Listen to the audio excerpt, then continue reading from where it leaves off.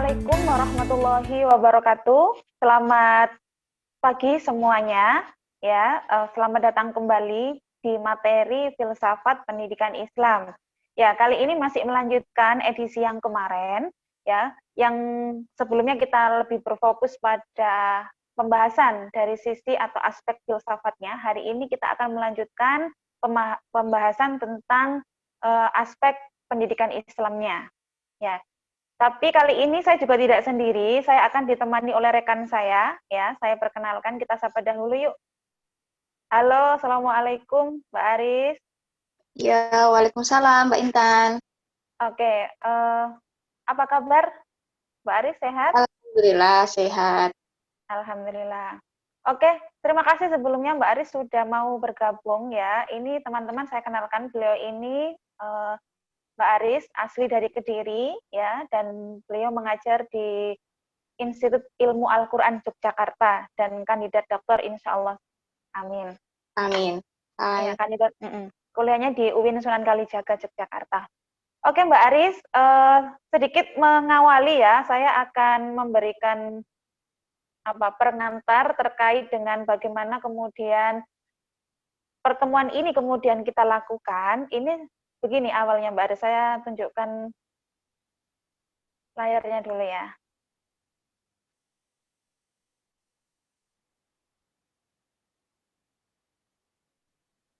Oke, jadi edisi kemarin itu Mbak Aris, saya sudah ngobrol dengan teman yang membahas lebih pada sisi filsafatnya, ya karena ini memang pada dasarnya adalah di mata kuliah filsafat pendidikan Islam.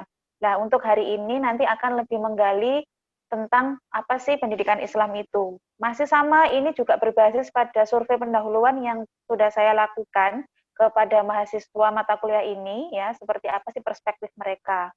Nah, sedikit mengawali mungkin mengenalkan tentang mata kuliah filsafat pendidikan Islam ini, bagaimana kita ketahui bahwa memang memiliki tujuan dan kegunaan.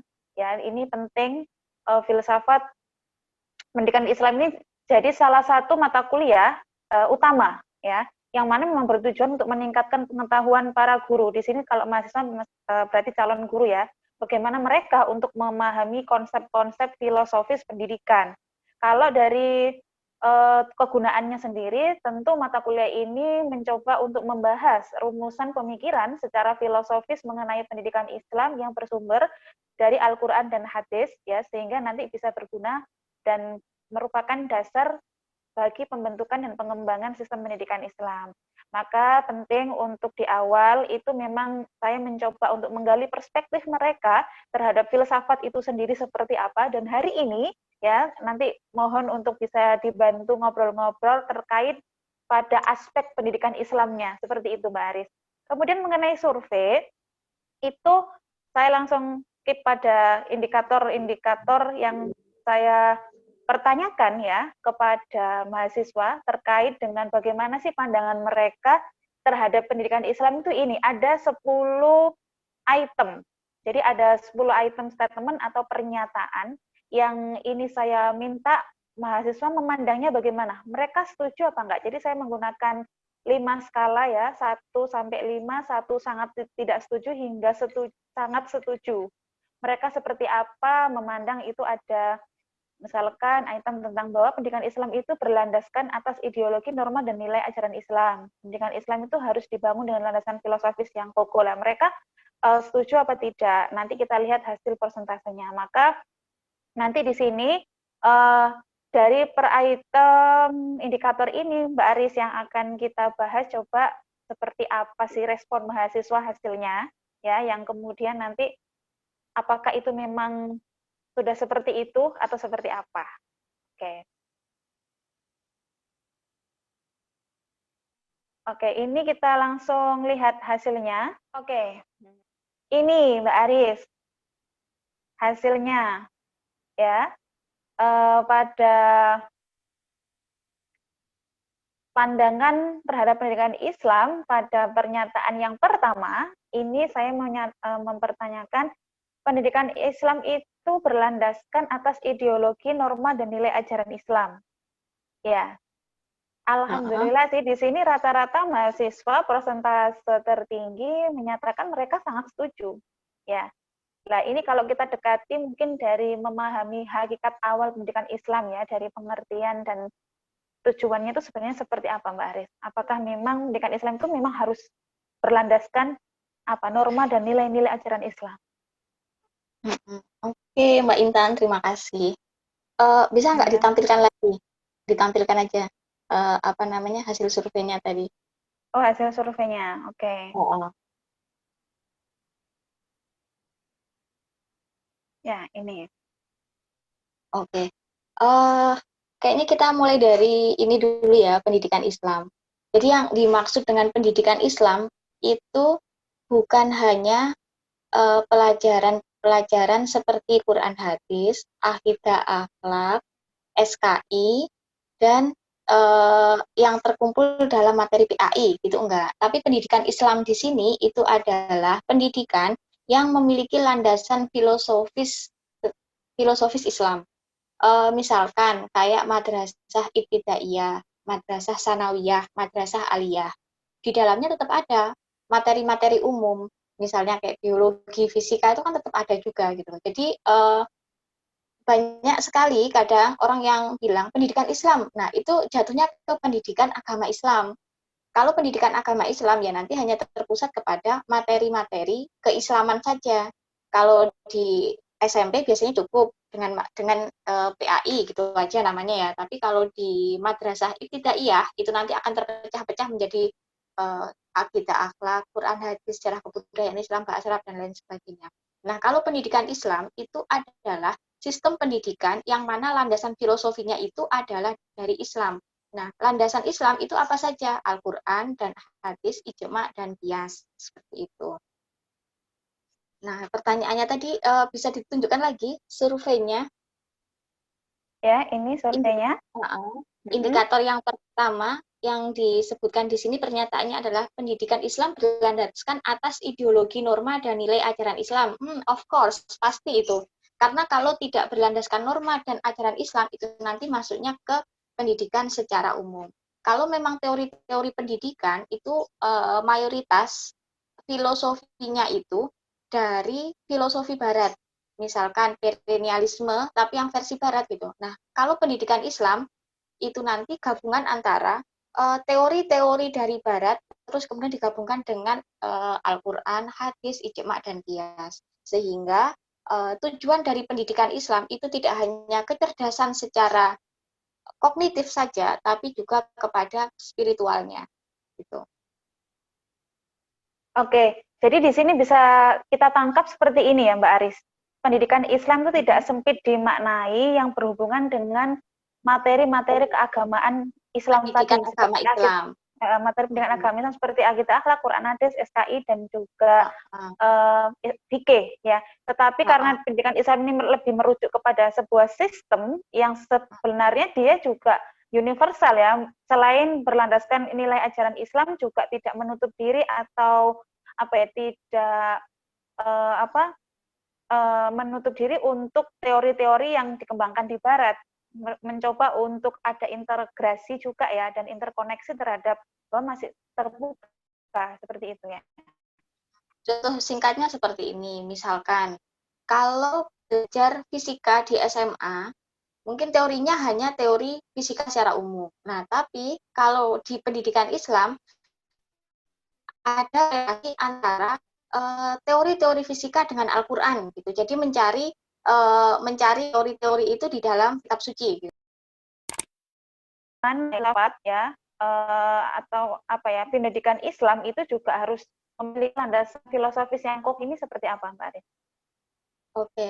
Jadi pendidikan Islam harus dibangun dengan landasan yang kokoh.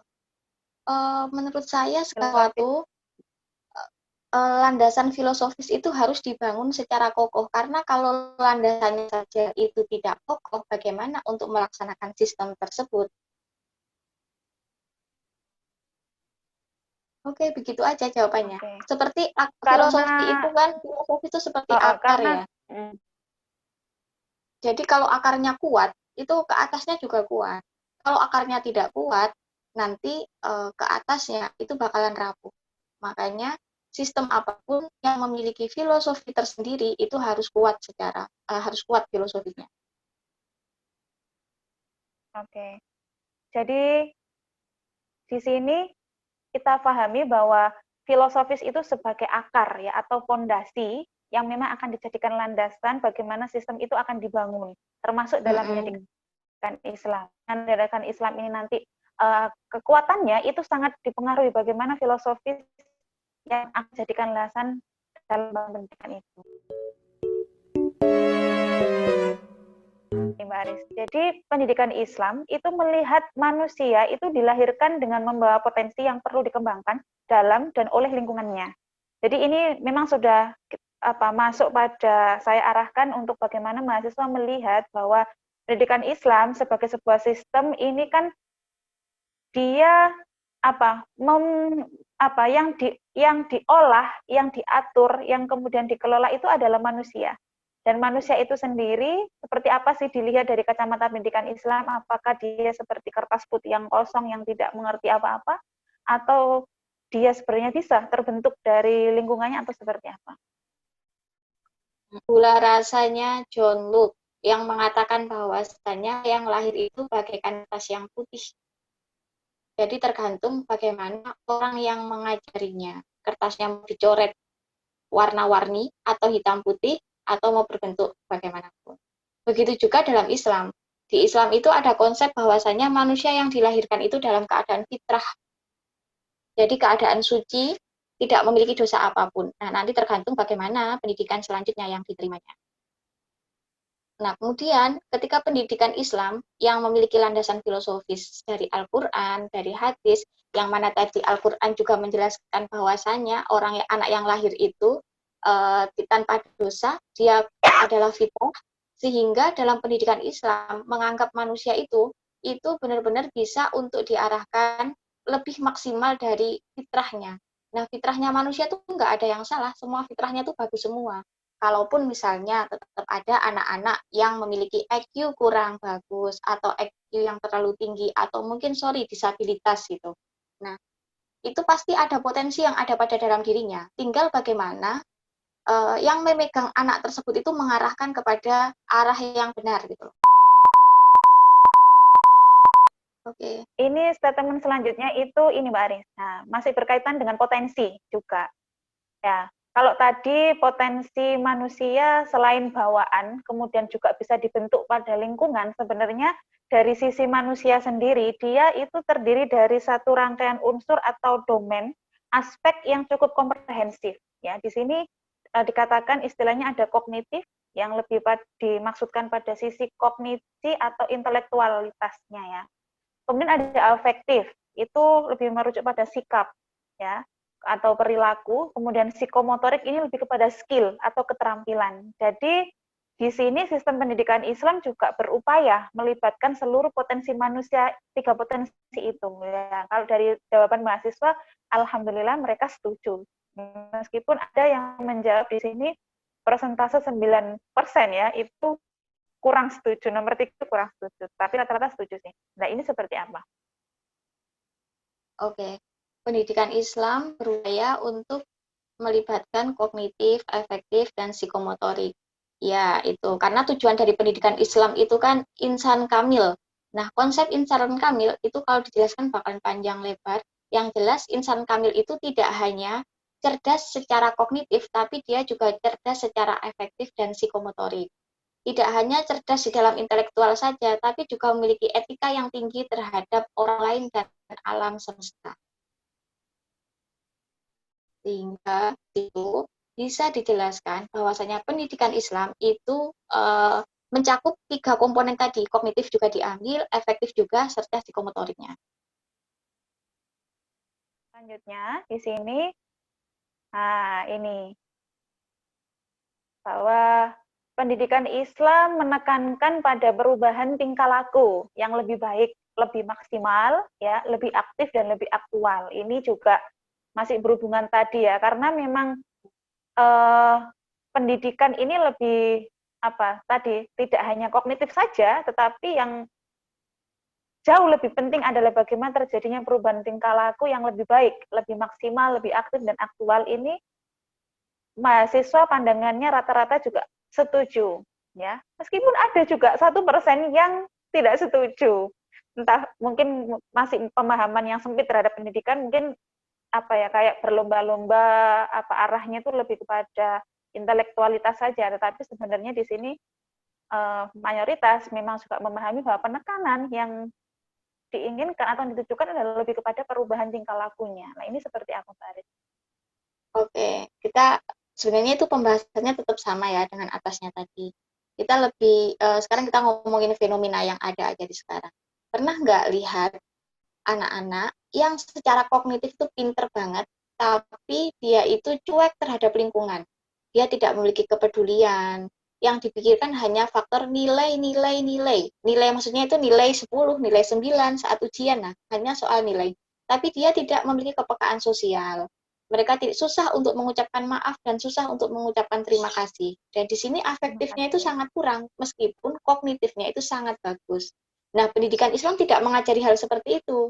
Dalam konsep pendidikan Islam, anak itu tidak hanya cerdas secara kognitif, tapi anak juga harus memiliki kepribadian yang baik, sopan terhadap orang lain, baik terhadap alam serta lingkungan, kemudian memiliki ketahanan emosional yang tinggi, sabar, tidak mudah marah, terus tidak mudah putus asa, pekerja keras. Nah, itu masuk dalam sentuhan-sentuhan pendidikan Islam tersebut.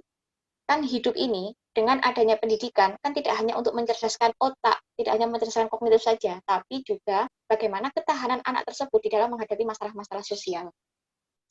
Seperti itu. Oke.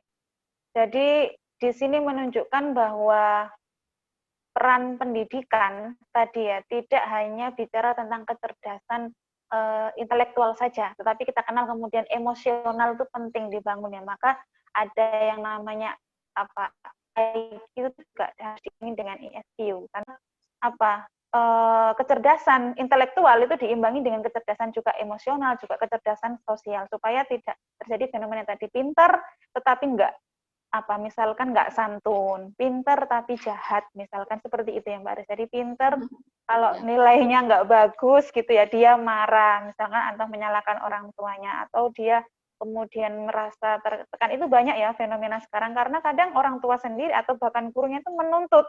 Misalkan lebih senang kayaknya kalau muridnya itu nilainya bagus semua, tetapi kemudian tidak dilihat bagaimana sikap perubahannya. Ya, padahal yang menjadi perhatian dari guru, nanti peran dari mahasiswa ini sebagai calon guru tentunya harus mencoba untuk melihat bagaimana perkembangan perubahan dari tingkah laku dan sikapnya itu. Di sini selanjutnya makanya saya tanyakan juga bahwa lah ini, maka pendidikan Islam itu menghasilkan kesalehan individual hingga kesalehan sosial. Wah, ya, itu tadi udah dibahas. Udah dibahas kan ini memang lanjutan tadi bahwa hal lain yang lebih penting dari sekedar bagaimana tadi kecerdasan intelektual itu adalah bisa membentuk ini ya. Kalau dari Mbak Ari sendiri memaknai kesalehan individu itu seperti apa?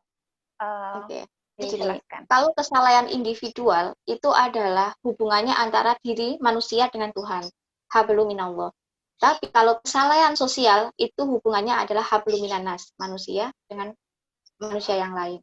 Nah, antara kesalahan sosial dan kesalahan kesalahan individu kalau digabung menjadi kesalahan general. Gitu. Sehingga tujuan kesalahan itu tidak hanya kepada individu, tapi juga kepada orang lain. Kesalahan individual bisa dicontohkan anak tersebut baik terhadap dirinya sendiri, dia menghargai dirinya sendiri, dia rajin beribadah kepada Tuhan.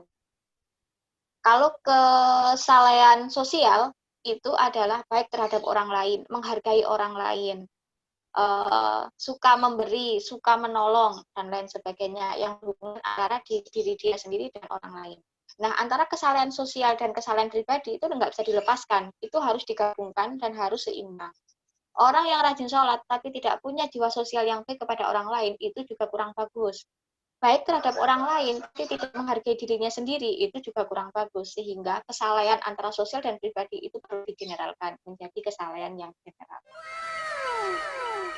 Ya, tadi berarti terjawab ya bagaimana tujuan pendidikan Islam menjadi insan kamil, manusia yang sempurna, Anda yang dari pribadi, kemudian bagaimana secara vertikal kepada Tuhan atau kepada Allah, kemudian juga dia bisa memiliki kesalehan sosial tadi ya, sehingga tergabung menjadi kesalehan general. Nah, itu barangkali menjawab tadi ya, bagaimana insan kamil, konsep insan kamil itu untuk bisa mencapai itu ya Mbak, sebenarnya ya Mbak Aris ya.